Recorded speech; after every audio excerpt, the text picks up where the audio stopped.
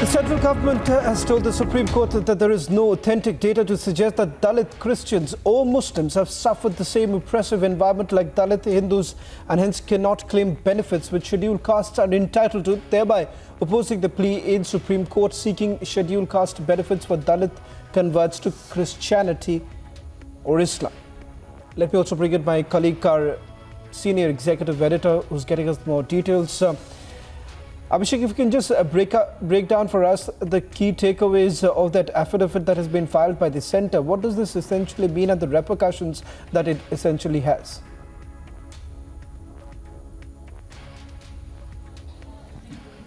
Okay, so let's understand, Shravan, what this affidavit is. There is a petition in the court filed by an activist group in the topmost court of the country, which says that the scheduled caste status should be extended to those who are converting from the fold of Hinduism to Christianity and Islam if they come from those backgrounds in their parent religion. So that's the petition, and the central government has now filed an affidavit in which it has said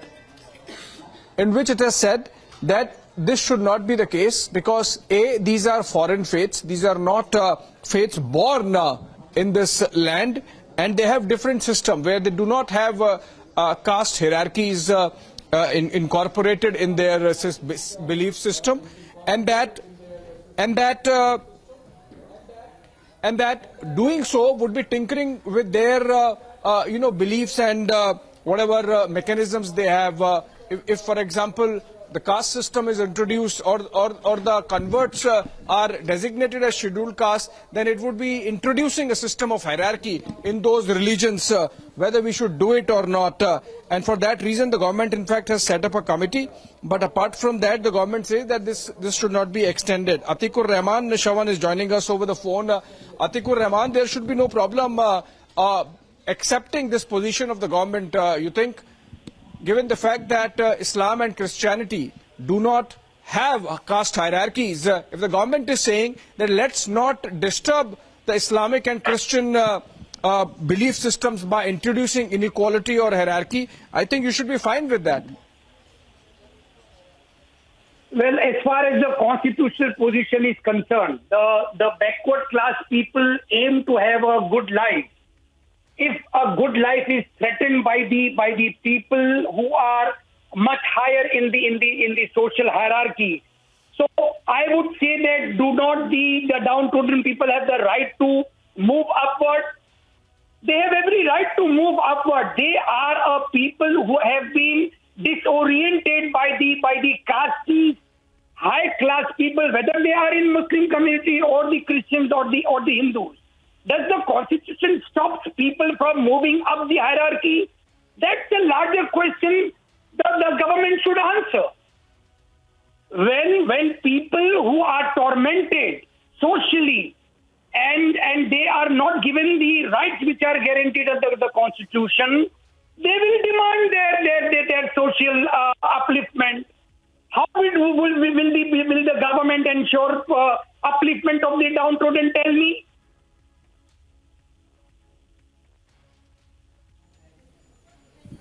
Sorry, you said how? Are you accepting or not that since Islam does not provide for caste system, it's okay if the converts are not designated as scheduled castes? The religion per se, as far as Islam is concerned, do not recognize any caste system. But I will not deny, even Dr. Allama Iqbal was very much aware that there exists people who are downtrodden in the Muslim community, and the high class people within the Muslim community do use of their rights. There are people who are connected with their professions. They are not given a good look as far as the social hierarchy is concerned. So we can deny, socially we can deny that there is no caste system, but there exists a caste system in every community, in every socially backward people. The higher ups, they try to use up their rights. We cannot deny that. The larger question before the government or the judiciary should be that the downtrodden people who have not been given their constitutional rights, who ensure their upliftment? That's the larger question.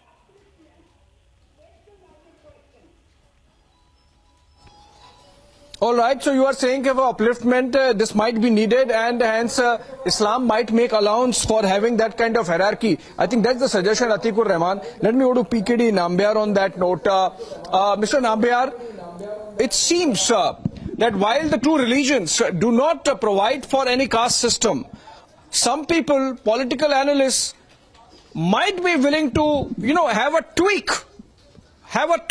in the religions and incorporate this kind of hierarchy just so that there is some element of social welfareism available to those who are coming to their own religion. And so the incentives now, unfortunately, the word incentive is being used for something which was more like an enabler.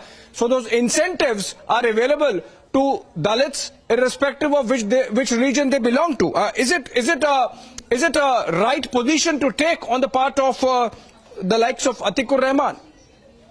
The people who have been in the conversion mode for converting people just in the name of luring people with benefits and converting them to their Christianity or Islam or any other religion will be shocked, because there is a tight slap on them that what they have been doing, luring the people by giving them money, by in the name of education or in the name of, or in other words, using their underprivilegedness of these individuals and taking the advantage to lure them and convert them, is been the case from over the last 50 years in India, or maybe even beyond that. But at least now we know that, I don't know whether you are aware that there are a couple of MLAs and MPs in this country. They have converted themselves to Christianity or in other religion, but they continue to enjoy the special status or the reservation status of a scheduled caste or a scheduled tribe or other. So I think the time has come for us to say that if you have taken a decision just because you don't believe anymore in the particular community and caste system, and many of these religions do say that they are above the caste system, they all consider it, there is no caste system within their community. You ask Atikur Rahman Sahab or some of the Christian leaders, do they approve the caste system? Do they have the Varna system in their place? Once they have converted only from the point of 99.9% of the people in this country has not converted to any other religion, not because of they don't believe in the Hinduism or the Hindu belief system, but only from the point of view for their monetary benefit or because of they have been really underprivileged. Remember a few days ago, if you recall, that the Rajinder Pal Gautam of the Delhi, the cabinet minister, what he said, they have converted all those people to the Buddhism. From the what was the whole thing? They said that the Hinduism has got a lot of caste system, and to remove the caste system, they have moved out. So I think the time this decision of the Supreme Court is in the right direction. All right. The caste system, of course, a bane for Hinduism, but then somehow some people, some activists in Islam and Christianity still willing to import that. On that note, it's back to Shravan in the studios.